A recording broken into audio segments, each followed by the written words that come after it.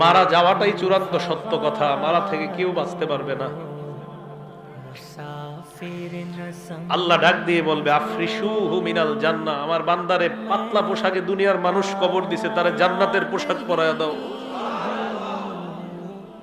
দুনিয়াতে মা বাবা সন্তানরে কত সুখ শান্তিতে রাখা যায়, শীতকালে একটা সন্তান কষ্ট পাবে, কোনো বাবা চায় না, মা চায় না।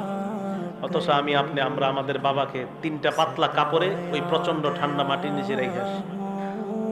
আপনি আজকে মারা গেলে আমার আপনার সাথে এলাকাবাসী এটাই করবে, এটাই চূড়ান্ত সত্য কথা।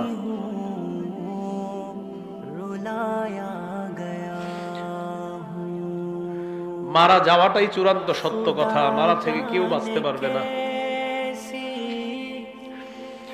আল্লাহ ডাক দিয়ে বলবে আফরিশুহু মিনাল জান্নাহ, আমার বান্দারে পাতলা পোশাকে দুনিয়ার মানুষ কবর দিছে, তারে জান্নাতের পোশাক পরায়া দাও।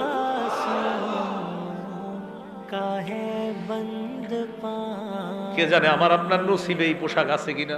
খুদা জানে कैसी है ये मेजबानी, কিন্তু আমরা টেনশনে আছি, কি রে নবীজি একটু উপরে তাকায় না, খালি এমনি রইছে না, উপরে তাকায় না, এইভাবে আছে। সাহাবা বলেন ফারফা রাসাহু, হঠাৎ আল্লাহ নবী উপরে মাথা উঠাইলেন, আমরা নবীর দিকে এক দৃষ্টিতে এইভাবে তাকায় রইলাম।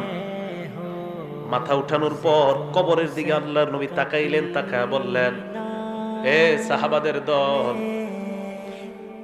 ইস্তাইযু বিল্লাহি মিন আযাবিল কবরি মাররাতাইনি আও সালাসা।